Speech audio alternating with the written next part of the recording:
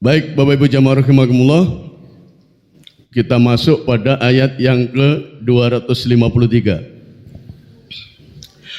A'udzu billahi minasyaitonir rajim. Tilkar rusuli faddalna ba'dahum ala ba'd. Minhum man kallama Allah wa rafa'a ba'dahum darajat. Wa atayna Isa ibn Maryam al-bayyinati wa ayyadnahu bi ruhil qudus. Walau syaa Allahu maqtatala alladhina min ba'dihim min ba'di ma ja'atuhumul bayyinatu walakin ikhtalafu faminhum man amana wa minhum man kafar walau syaa Allahu maqtatalu walakinna Allah yaf'alu ma yurid. Rasul-rasul itu kami lebihkan sebagian dari mereka atas sebagian yang lain. Di antara mereka ada yang Allah berkata-kata langsung dengan Dia, dan sebagiannya Allah meninggikannya beberapa derajat.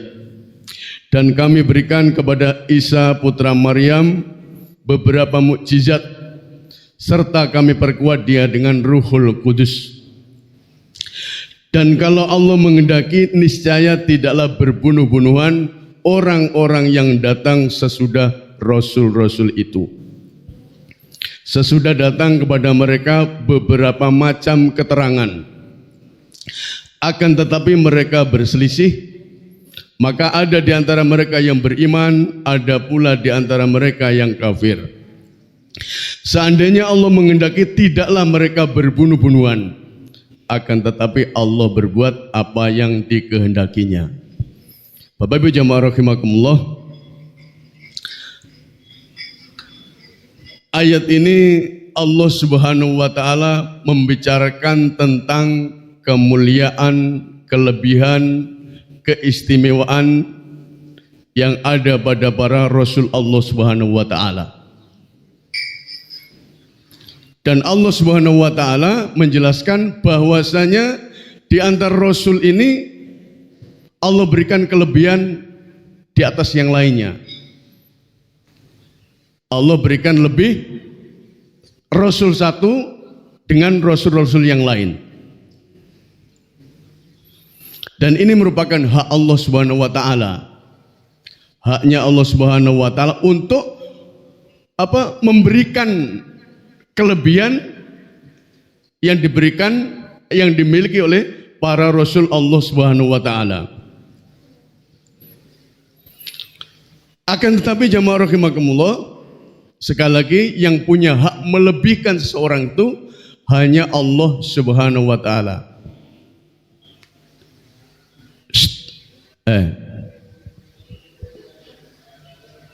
Jangan ribut. Bapak Ibu jamaah rahimakumullah, Allah mengawali dengan kata tunjuk tilka. Tilka ini dalam bahasa Arab disebut isim isyarah. Isim isyarah penunjuk, maksudnya adalah menunjukkan kata jauh. Menunjukkan kata jauh, itu tilka. Yang dimaksud jauh di sini adalah jauh di atas jauh. Maksudnya yang dimaksud kata para ulama ini yang memiliki suatu kelebihan yang tidak dimiliki oleh orang lain. Itu yang maksud jauh. Di sini dijelaskan jamaah rahimakumullah, yang dimaksud dengan jauh itu tinggi di angkasa, dan makna yang tersirat adalah keagungan dan ketinggian derajat yang ditunjuk atau yang dimiliki oleh para rasul Allah Subhanahu wa taala. Tilka itu. Kemudian ar-rusul itu jamak dari rasul. Maka maknanya di sini banyak rasul. Kata Allah Subhanahu wa taala,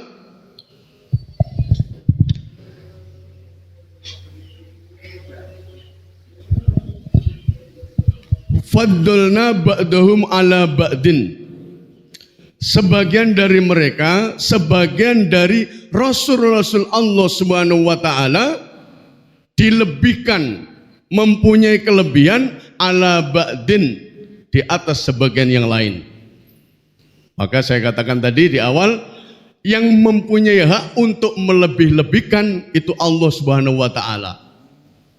Allah melebihkan rasulnya di atas rasul-rasul yang lain. Sama dengan halnya jamaah rahimakumullah, beberapa kelebihan-kelebihan yang diberikan Allah Subhanahu wa taala itu hak mutlaknya Allah. Tempat misalnya Haramain, tempat yang dimuliakan, itu hanya Allah. Tidak boleh manusia menjustis atau menyatakan oh ini punya kelebihan, nggak boleh. Sama dengan kita kalau punya anak, orang tuanya saja yang tahu. Orang lain nggak berhak untuk menilai, oh anak ini punya kelebihan ini dan lain sebagainya. Apalagi kemudian membeda-bedakan. Sama dengan bulan, Allah lebihkan bulan Ramadan di atas bulan-bulan lain. Kemudian jamaah rahimakumullah, hari juga demikian. Allah Subhanahu wa taala melebihkan hari selain hari yang tertera itu, hari Jumat yang dikenal dengan Sayyidul Ayyam. Penghulunya beberapa hari. Termasuk tahun juga Allah melebihkan 10 awal di bulan Dzulhijjah dan lain sebagainya. Itu adalah haknya Allah Subhanahu wa taala. Maka di dalam Rasul pun Allah Subhanahu wa taala melebihkan beberapa Rasul itu. Di antaranya ada 5 Rasul yang dilebihkan, yang disebut dengan ulul azmi. Siapa saja ulul azmi itu? Ada yang tahu? Yang disebut ulul azmi itu sosok dalam hal ini Nabi atau Rasul yang ujiannya tentu lebih berat dibanding yang lain. Itu Allah lebihkan. Siapa ulul azmi itu?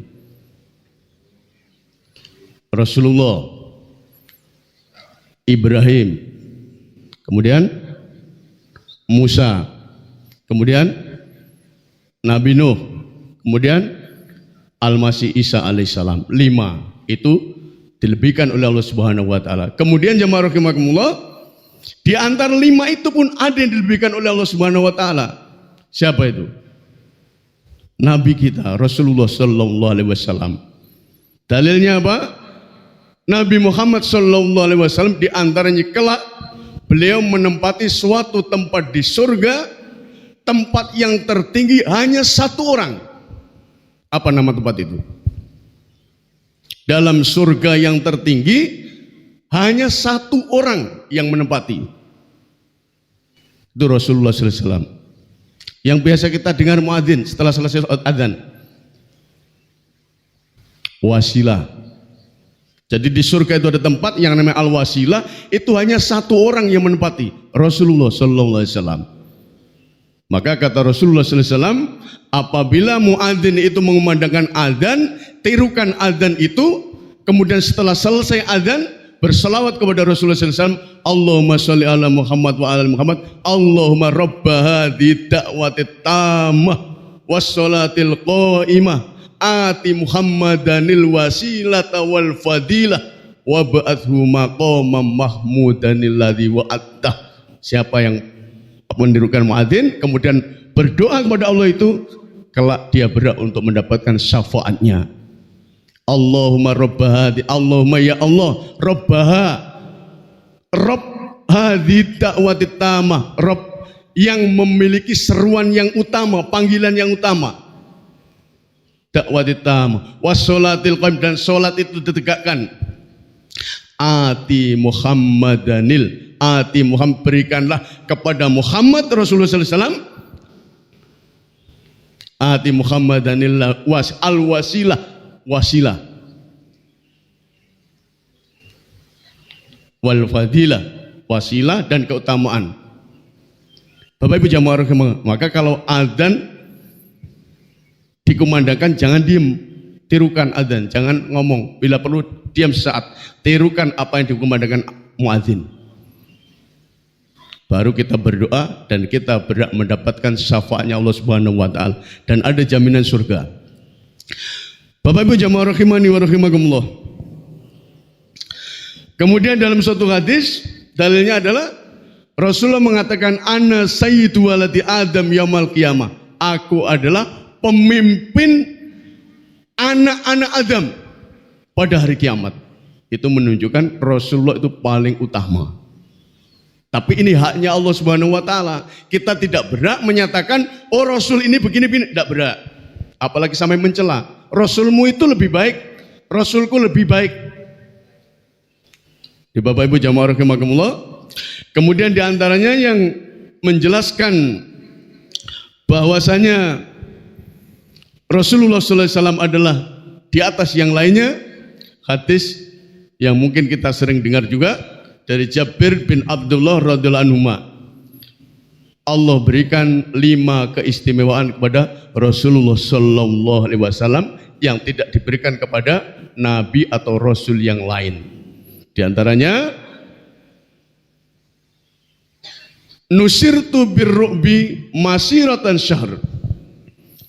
Rasulullah ditolong oleh Allah Subhanahu wa taala, dihinggapkan pada musuh-musuhnya dalam perjalanan 1 bulan. Jadi Rasulullah SAW kalau memiliki musuh, ada orang berniat jahat kepada beliau, 1 bulan itu sudah dihinggapi rasa ketakutan musuh-musuhnya. Itu hanya dimiliki oleh Rasulullah SAW. Kemudian wajuilat li al-ardi masjidan wa tahuran. Dijadikan untukku bumi itu sebagai masjid tempat sujud, wa tahuran dan tempat bersuci. Nabi lain enggak. Nabi lain sebelum itu harus di tempat sholat. Tapi kita Rasulullah dan umatnya dimanapun tempat itu dijadikan masjid. Maka kata beliau, wa ayyuma rajulin min ummati adrokat ussolat falyusolli. Maka apabila sudah masuk waktu sholat, mendapati sholat, hendaklah dia mengerjakannya. Kemudian jamaah rahimakumullah, wa ukhillat lil ghanam, dihalalkan untukku harta rampasan perang. Hanya Rasulullah. Sebelum Rasulullah, termasuk yang kita ulas kemarin, Jenderal Talut mampu mengalahkan Jalut. Jamaah rahimakumullah, harta rampasan itu tidak boleh dibagi, dibakar, dilenyapkan. Itu sebelum Rasulullah. Kemudian jamaah rahimakumullah, wa kana nabiyyu yub'atsu ila qaumi khosoh, dan aku adalah nabi yang diutus, dan adalah nabi-nabi terdahulu yub'atsu diutus kepada kaumnya itu secara khusus. Nabi-nabi sebelum Rasulullah khusus untuk kaumnya, tidak untuk yang lain. Wa bu'itsu ilan nasi kafah, dan aku diutus kepada manusia seluruhnya. Wa utitus syafa'ah, kemudian aku diberikan oleh Allah syafaat dengan izin Allah. Ini yang menunjukkan dalil-dalil bahwasanya kelebihan yang dimiliki oleh Rasulullah SAW setelah disebutkan ulul azmi, ada yang dilebihkan lagi, yakni Rasulullah SAW, nabinya umat Islam. Maka kita patut bangga. Bapak Ibu ada di jamaah rahimani wa rahimakumullah.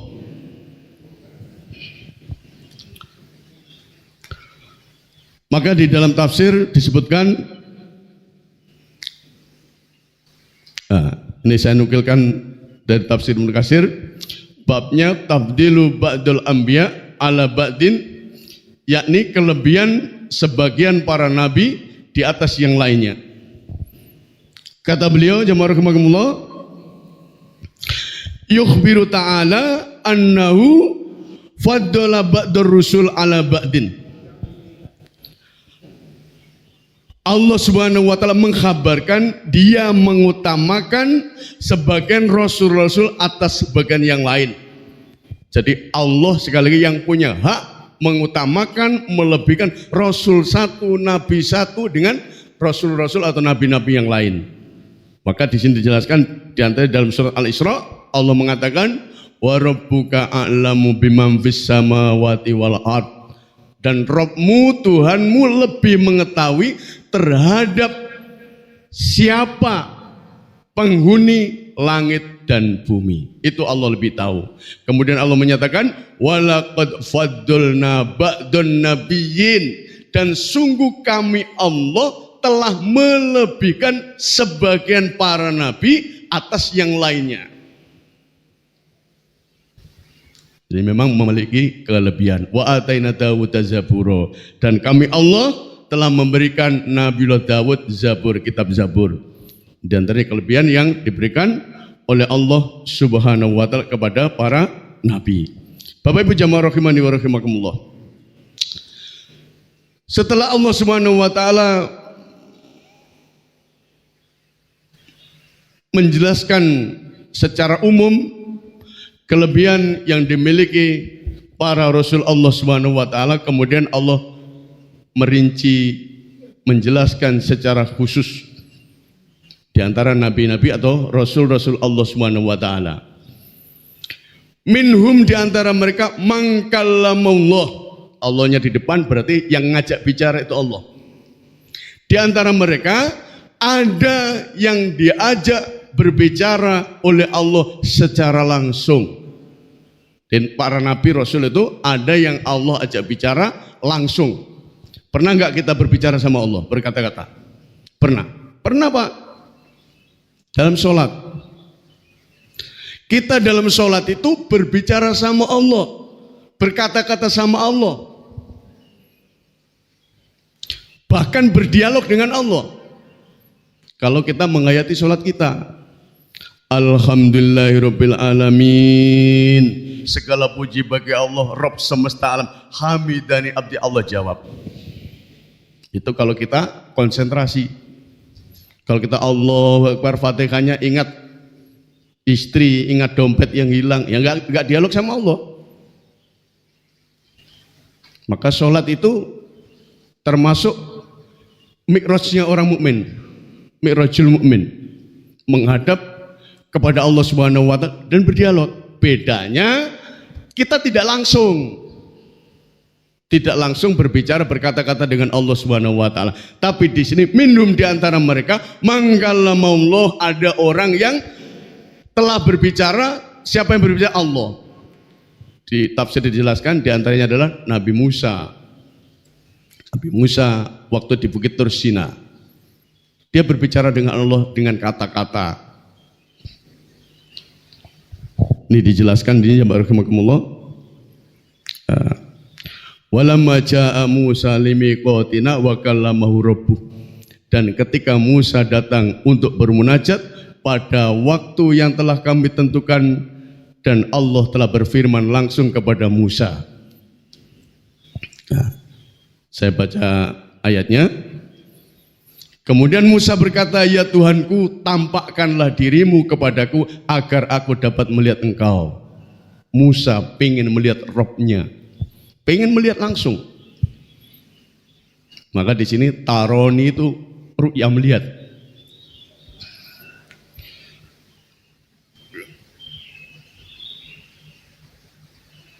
Kemudian Allah berfirman, engkau tidak akan sanggup melihatku.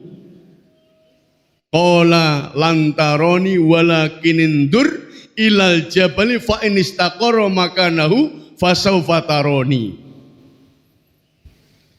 Kamu tidak akan sanggup melihatku, namun lihatlah ke gunung itu, jika ia tetap di tempatnya seperti sedia kala, niscaya engkau dapat melihatku. Maka ketika Rabb-nya menampakkan keagungannya kepada gunung itu hancur luluh dan Musa pun jatuh pingsan. Setelah itu Musa berkata, falamma afaqa qala subhanaka tubtu ilaik wa ana awwalul mu'minin. Maha suci engkau, aku bertobat kepada engkau dan aku adalah orang yang pertama-tama beriman. Pengen melihat Allah, Allah tampakkan falamma tajalla, Allah tampakkan gunung lenyap. Itu keagungan Allah Subhanahu wa taala. Kemudian Allah juga menyatakan, qala ya Musa inistafaituka 'alan nasi birisalati bi kalami. Allah menyatakan, wahai Musa, sesungguhnya aku memilih melebihkan engkau dari manusia yang lain untuk membawa risalahku dan firmanku. Sebab itu berpegang teguhlah kepada apa yang aku berikan kepadamu dan hendaklah engkau termasuk orang-orang yang bersyukur. Nabi Musa diajak bicara langsung oleh Allah Subhanahu wa taala. Dalam ayat yang lain disebut wa kallamallahu Musa taklima, dan telah berbicara Allah Subhanahu wa taala terhadap Musa taklima dengan kata-kata. Faham Musa.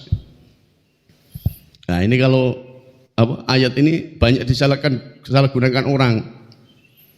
Di antaranya saya pernah baca suatu buku nas-nas ayat, terus buku yang lain itu ada di Primbon kalau nggak salah itu. Jadi ayat ini dipakai untuk menundukkan ular, tidak masuk.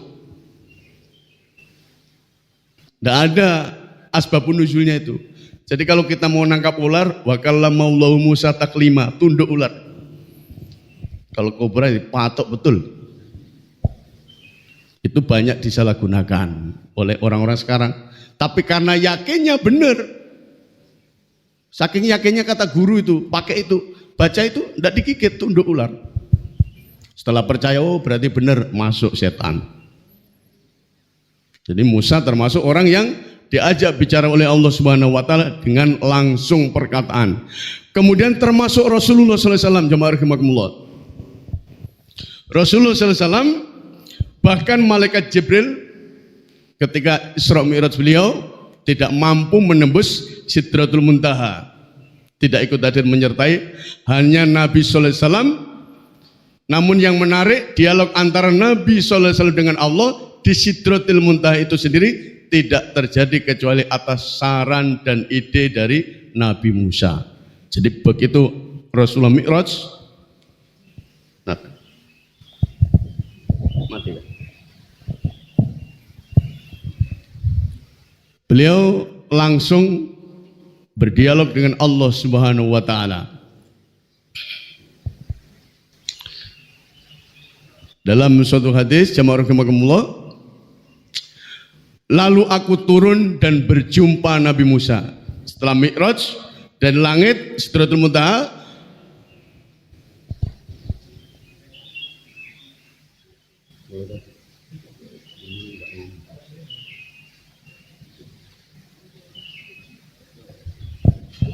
orang nancap.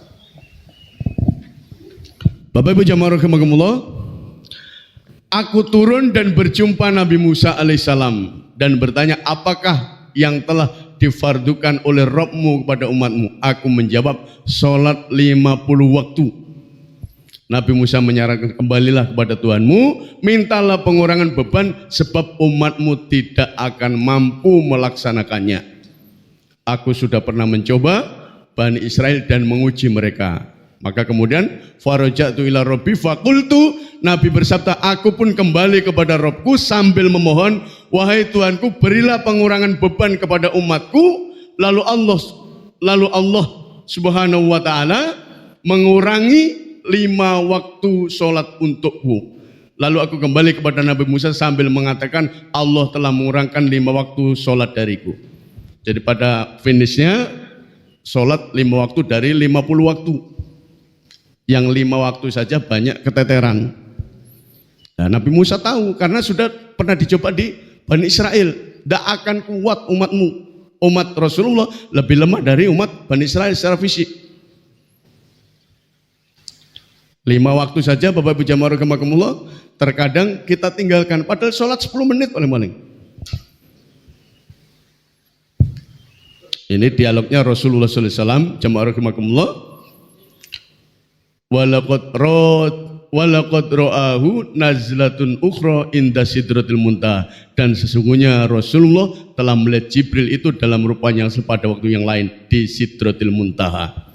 Waktu Rasulullah diajak bicara sama Allah Subhanahu menerima wahyu untuk melaksanakan sholat 5 waktu. Bapak Ibu jamaah rahimakumullah.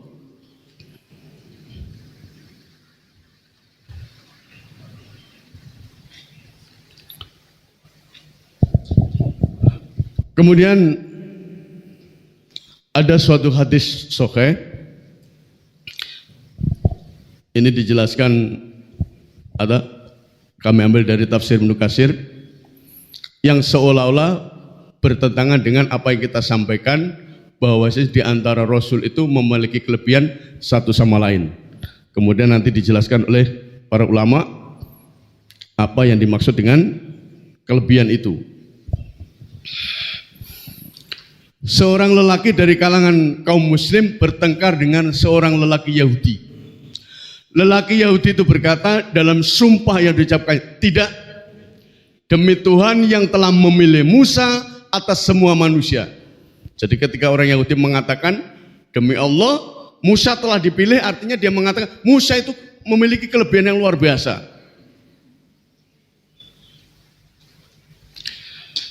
Maka lelaki muslim ini mengangkat tangannya dan menampar wajah orang Yahudi tersebut. Jadi orang Yahudi langsung ditampar, seraya orang muslim berkata, hai orang yang buruk, juga atas Muhammad sallallahu alaihi wasallam. Jadi dia mengatakan, jangan Musa toh, ya Rasulullah juga Muhammad sallallahu alaihi wasallam. Maka jamaah rahimakumullah, maka orang Yahudi ini tidak terima istilahnya, lalu mengadukan perihal lelaki muslim tadi kepada Rasulullah sallallahu alaihi wasallam. Maka kemudian kata Rasulullah sallallahu alaihi wasallam, janganlah kalian mengutamakan diriku atas para nabi.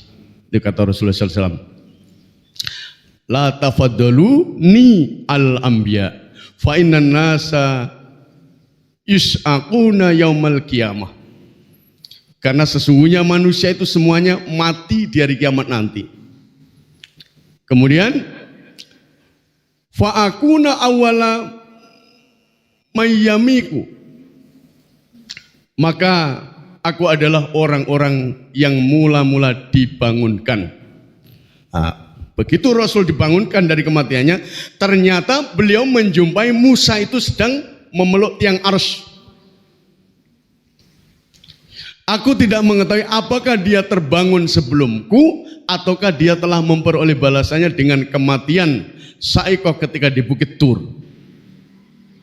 Karena itu janganlah kalian mengutamakan diriku atas para nabi. Menurut riwayat yang lain, la tufaddalu bainal anbiya. Janganlah kalian saling mengutamakan di antara para nabi. Maka yang dijelaskan oleh para ulama, bukan bertentangan, maksudnya tidak lain adalah fal jawabu mewujuh.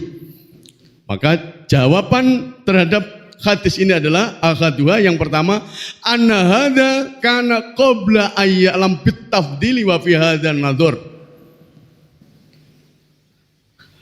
Yang pertama ini terjadi sebelum Nabi sallallahu alaihi wasallam mengetahui keutamaan dirinya atas para nabi lainnya. Akan tetapi alasan ini masih perlu dipertimbangkan. Wa fi hadzal nadhar. Kemudian asani yang kedua, kata para ulama, anna hadza qalahu min babil hadmi wat tawadu. Tidak lain adalah hal ini sengaja dikatakan Nabi sallallahu alaihi wasallam sebagai ungkapan rasa tawaduknya beliau, rendah dirinya beliau. Supaya kita paham, tidak boleh membedakan nabi satu dengan nabi yang lain, apalagi maksudnya mencela. Oh, nabiku lebih mulia daripada nabimu, itu tidak diperkenankan. Kemudian asal itu yang ketiga, anna hadza nayun anif tabdili fi mithli hadhil khalil lati tahakamu fiha inda takhasumi wa tasyajur. Yang ketiga, larangan dalam hadis ini mengandung makna tidak boleh saling mengutamakan dalam keadaan seperti itu, yakni dalam suasana pertengkaran dan persengketaan. Ini enggak boleh. Kemudian yang keempat, la tufaddilu bimujarradil aroil wal asobiyah. Yang keempat kata beliau, para ulama, tidak boleh saling mengutamakan berdasarkan kecemburuan dan fanatisme. Kemudian al-khamis, laisa maqamut tafdili ilaikum wa innama huwa ilallahi azza wa jal wa alaikumul intiqiyatu inqiyatu wa taslimu lahuwal iman.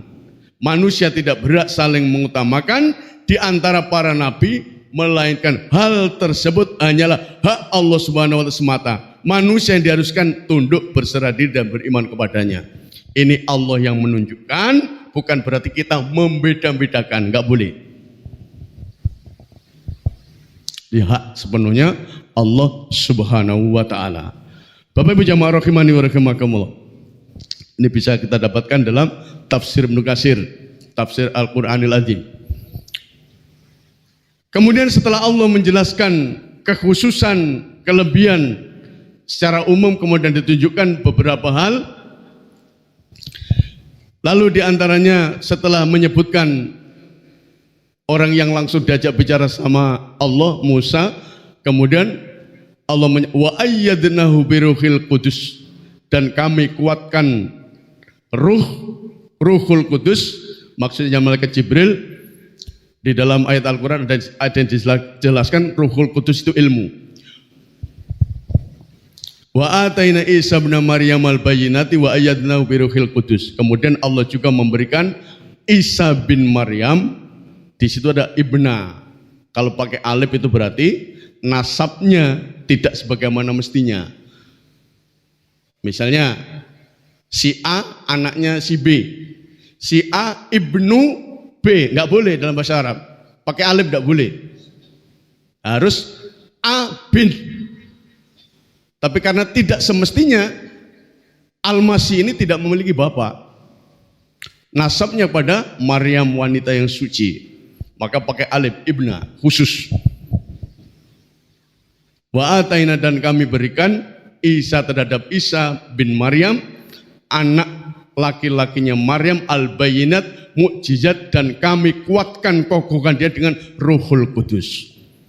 Allah juga memilih Al-Masih ibnu Maryam termasuk manusia yang dipilih oleh Allah sebagai Rasul dan memiliki mukjizat yang mampu meyakinkan umatnya pada saat walaupun Isa pun tidak diterima Bani Israel sebetulnya nabinya.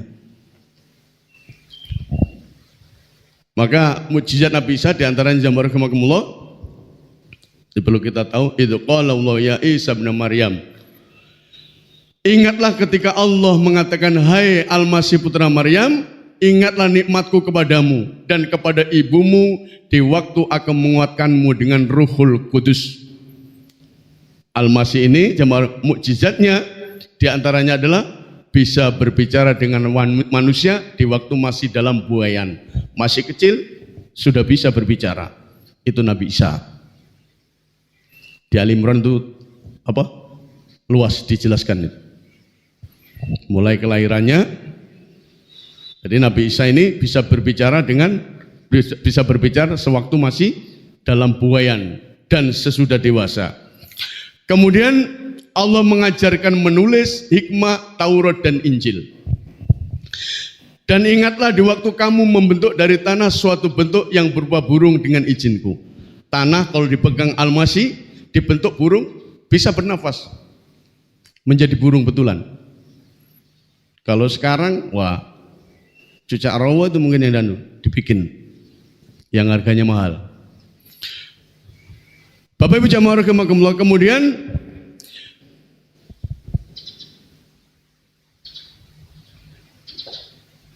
Nabi Isa juga bisa menyembuhkan orang yang buta sejak dalam kandungan ibu dan orang yang berpenyakit sopak dengan izinku.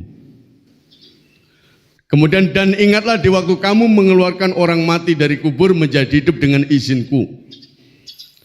Dan ingatlah di waktu aku menghalangi Bani Israel dari keinginan mereka membunuh kamu, dikala kamu mengemukakan kepada mereka keterangan-keterangan yang nyata. Lalu orang-orang kafir di antara mereka berkata, ini tidak lain adalah sihrum mubin, sihir yang nyata. Ini pula yang dialami oleh Nabi Isa alaihissalam ketika menghadapi umatnya. Bukti mukjizat didatangkan oleh Nabi Isa atas izin Allah. Semua biiznillah, bukan karena Isa pribadi, tapi biiznillah, dengan izin Allah Subhanahu wa taala. Ini kelebihan yang dimiliki oleh Nabi Isa alaihissalam. Bapak Ibu jamaah rahimakumullah.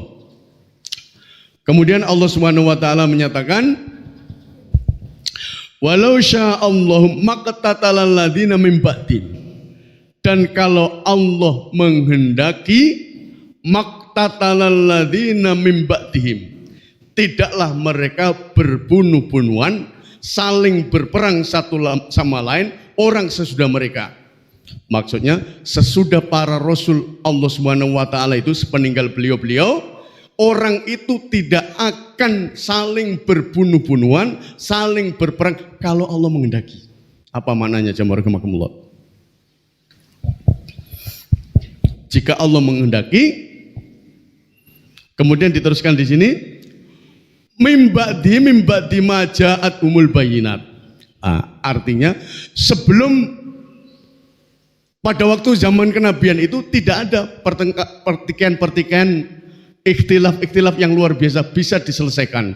Namun setelah datang keterangan-keterangan sepeninggal beliau, justru mereka jadi bertengkar. Di sini disebutkan walau sya Allah, kalau Allah menghendaki itu tidak akan terjadi. Tapi Allah tidak mau, jemaah rahimakumullah. Allah menghendaki keimanan orang itu tidak terpaksa. Maka di sini jemaah rahimakumullah, dengan hikmah dan pengetahuan Allah yang maha tinggi, walau sya'a rabbuka, kalau Allah menghendaki, maka Allah telah memberikan petunjuk, Allah memberikan akal, Allah memberikan pikiran. Setelah para rasul itu pergi, seharusnya mereka sudah berpikir. Kalau Allah menghendaki, semua manusia beriman, karena ayatnya jelas.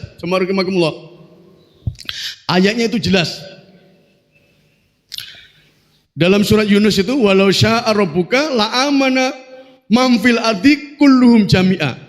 Kalau Rabbmu, Tuhanmu menghendaki, sungguh semua manusia yang di bumi ini akan beriman semua. Tapi Allah tidak menghendaki.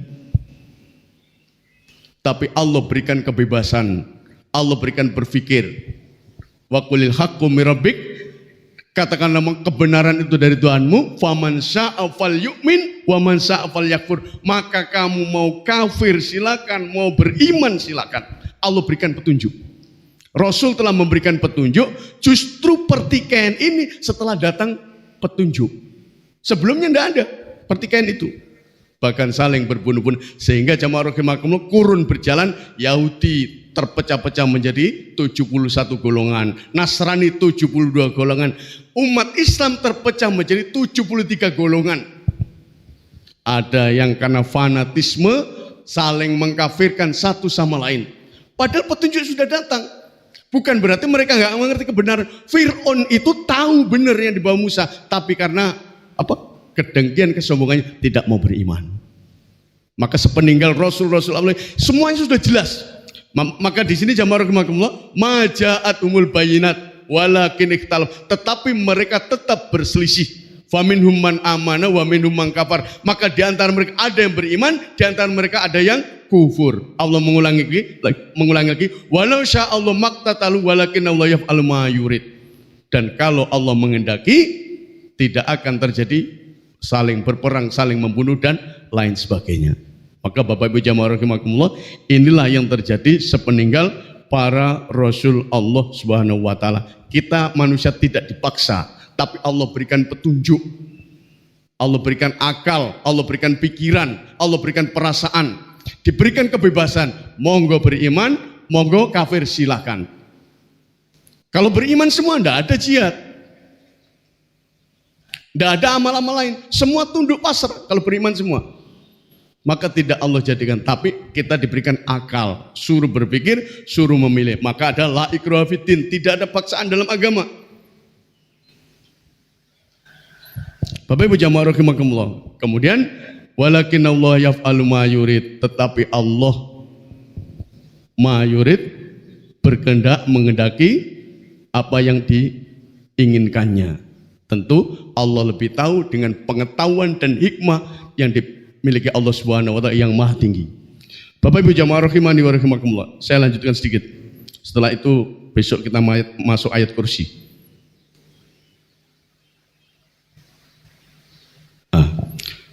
Kemudian Allah Subhanahu wa taala setelah menjelaskan kelebihan yang dimiliki oleh para rasul Allah di ayat yang ke-254, Allah ingatkan terhadap orang-orang yang beriman. Panggilan yang mesra, seruan yang mesra, seruan yang bisa dinikmati orang-orang beriman. Ya ayyuhalladzina amanu, wahai orang-orang yang kalian telah beriman, anfiku mimma razaqnakum, berinfaklah kalian, mimma, berdermalah kalian, berbelanjakanlah kalian, mimma dari apa-apa, razaqna yang kami Allah telah memberikan rezeki kum terhadap kalian, min qabli, dari sebelum ayatiya yaumul la bai'in, sebelum datang kepada kalian suatu hari la bai'un fihi wala khullatu wala syafa'ah, tidak ada lagi berlaku yang namanya jual beli, dan pula tidak ada lagi syafaat. Wal kafiruna humudz zalimun. Yang dimaksud ini jamaah rahimakumullah, Allah mengingatkan kepada kita untuk mendermakan apa yang kita miliki, rezeki yang diberikan Allah Subhanahu wa taala kepada kita sebelum datang suatu hari. Yaumun yang dimaksud di situ adalah hari kiamat. Kita diberikan amanah Allah Subhanahu wa taala apa yang kita miliki. Maka jamaah rahimakumullah, dijelaskan dalam surah Al-Munafikun, wa anfiku, dan berinfaklah kalian, belanjalah kalian, mimma razaqnakum, dari apa yang telah Allah rezekikan kepada kalian, min qabli, dari sebelum ayatnya datang kepada salah seorang di antara kamu, yakni kematian. Fayaqula rabbi laula akhartani ila ajalin qarib fa asaddaqu wa akum minas sholihin. Allah ingatkan kepada kita, yang kita miliki ini titipan, yang kita miliki akan kita tinggalkan. Maka dermakanlah, infakkanlah, belanjakan semampu kita, sekuat apa yang kita miliki.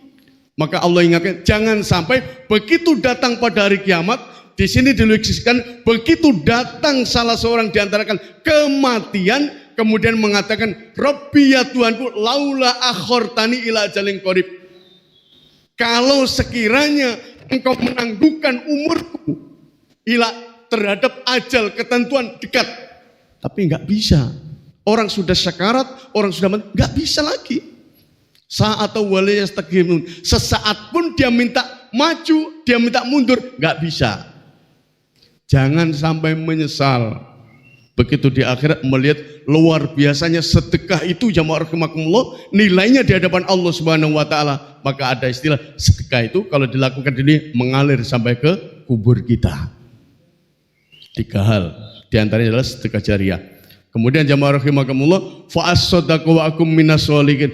Kemudian setelah melihat itu, maka ya Allah, aku akan bersedekah agar aku menjadi orang-orang yang soleh. Tapi enggak bisa, kata Allah. Sudah ketentuan ajal pada saat itu, enggak bisa lagi. Maka Allah ingatkan, jangan sampai di sini ayati yaumul la bai'un fi, tidak berlaku jual beli di dalamnya, wala khulatu wala syafa'ah.